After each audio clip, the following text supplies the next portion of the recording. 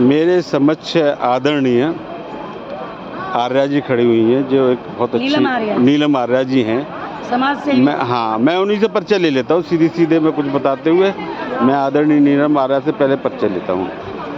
आर्या जी, आपका क्या परिचय है? सर, मेरा परिचय है नीलम आर्या जी, और मैं हरियाणा रोहतक से बिलोंग करती हूँ। और आज जिस प्रकार से मैं आपके कैमरे के माध्यम से बता सकती हूँ, मैं एक समाज सेवक भी हूँ और एक पत्रकार के योद्धे से भी जुड़ी हुई। आगे आप प्रश्न। आर्या जी, आप ये बताएं कि आप यहाँ तक पहुँची और मुझसे बात हो रही है, आप पढ़ी लिखी भी हैं, फैमिली भी आपकी पढ़ी लिखी है जी, तो ये एक महिला को ये अधिकार किसने दिलवाए? सर, ये महिलाओं को अधिकार हमारे डॉक्टर साहब बाबा अम्बेडकर बाबा साहब ने दिलवा, और बाबा साहब ने महिलाओं को इतना सक्षम किया, इतना आज़ाद किया, इतना उजागर किया, इनको जीने की राह दिखाई, ताकत दिखाई। आज हमारी नारी शक्ति बाबा जी के सिद्धांतों पर चलते हुए, इनके सिद्धांतों को मानते हुए जिंदाबाद है। यानी कि आपका कहने का तात्पर्य है, ये देश न गीता से चलता है, न बाइबल से चलता है, न कुरान से चलता है, ये देश चलता है तो सिर्फ संविधान से चलता है। ये देश संविधान से चलता है, और हमारा संविधान बाबा साहब ने बनाया, और बाबा साहब के सिद्धांत को मानते हुए, इनके कानूनों को मानते हुए बाबा साहब ने इतने अच्छे कानून बनाए, इतना अच्छा संविधान बनाया, और उस संविधान पे पूरा भारत बाबा साहब की वाह करता है। अच्छा, मेरा दूसरा प्रश्न ये है कि पूजा जो करते हैं आप, और अक्सर मैं इस चीज़ को पूछता हूँ जी, तो पूजा जन्म लेने वाली होनी चाहिए, जन्मदाता की होनी चाहिए? सर, मैं तो ये कहूँगी, पूजा तो जन्मदाता की ही होनी चाहिए। जन्मदाता की होनी चाहिए जी, जन्मदाता की होनी चाहिए। तो मैं ये दूसरा प्रश्न, जन्मदाता की पूजा होनी चाहिए। एक शिल्पकार पत्थर में तो हम भगवान पैदा कर देता है, आपने भगवान देखा है? नहीं देखा। तो शिल्पकार पत्थर में टाइप्स ऑफ गॉड पैदा कर देता है, तो जन्मदाता तो शिल्पकार हो गया भगवान का, तो उसको नहीं पूजा जाता है। देखिए सर, बात ऐसी है, जो शिल्पकार है वो बाबा साहब का ही है, और ये तो ब्राह्मण जो होते हैं, जो उन्होंने गॉड को मानिए, उसको मानिए। मूर्ति पूजा कभी सक्षम नहीं होती, कभी मूर्ति पूजा में भगवान नहीं होता। दूसरा मेरा ये है कि हम न्यूटन लॉ लें और भी लॉ लें, जैसे उदाहरण के तौर पर ये कहते हैं ना, ऐसे उंगली तो लोग उदाहरण ये देते हैं, 1 उंगली में 3 लेकिन साइंटिफिक लॉ ये कहता है ये धारा बह रही है। हाँ, ये धारा बह रही है, ये वोल्टेज है और ये पावर है। यस। तो ये फ्लेमिंग लॉ है जी। तो आप बता सकते हैं क्या आध्यात्म और साइंस एक दूसरे के पूरक हैं या नहीं है? साइंस आगे है या अध्यात्म आगे? सर, हम साइंस की बात करें तो देखिए, साइंस से आगे, हम साइंस को आगे इसलिए मानते हैं, जो साइंस ने सर्च किया है वो डेफिनेटली राइट है।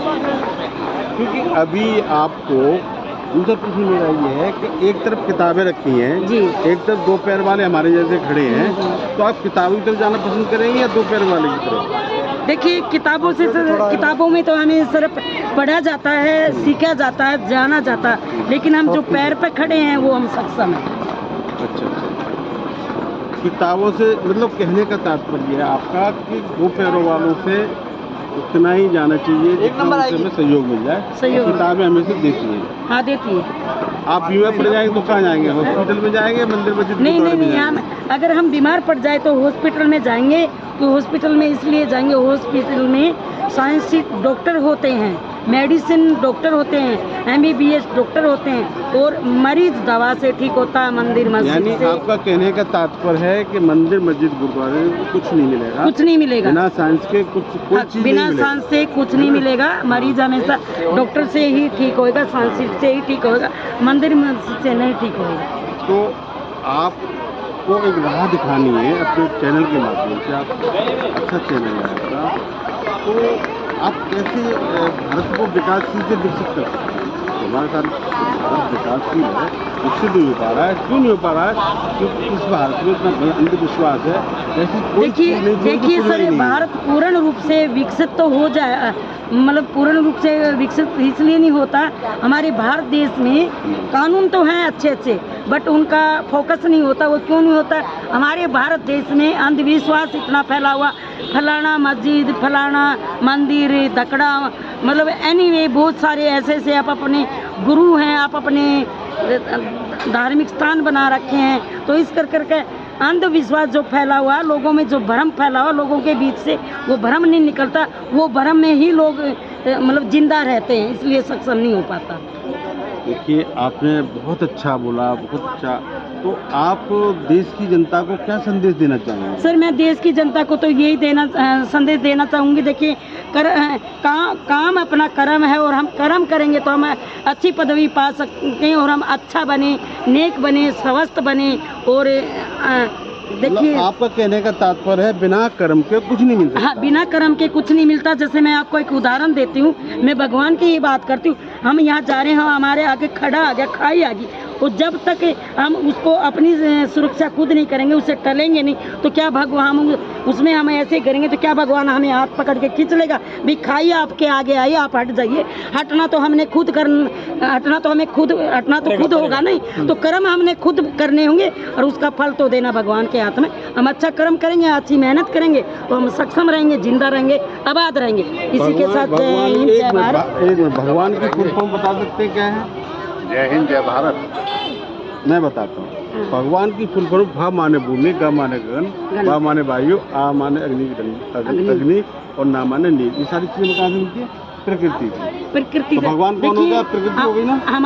हमारी प्रकृति, हमारा वातावरण है। जितना भी वातावरण, पेड़ पौधे हैं, ये सब प्रकृति की देन है, और हमारी प्रकृति जिंदा रहेगी तो हम सब जिंदा रहेंगे। ये आदरणीय नीलम आर्या जी थी, जो एक प्रतिष्ठित बहन जी हैं, और बहुत अच्छा इन्होंने बताया, और इस वातावरण के बारे में संदेश बहुत अच्छा दिया।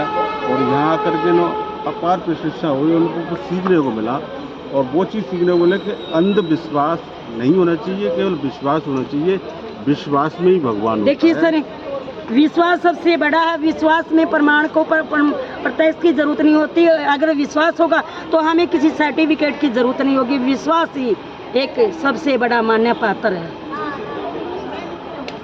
आप बहुत अच्छा बोले, इसके लिए मैं तहे दिल से आपको धन्यवाद देता हूँ। Thank you sir. और समाज को आपने जो संदेश दिया उसके लिए धन्यवाद। मैं आपको नमन वंदन करते हुए साधुवाद और जय भीम, नमो बुद्धाय। जय भीम, जय भीम, नमो बुद्धाय। नमो।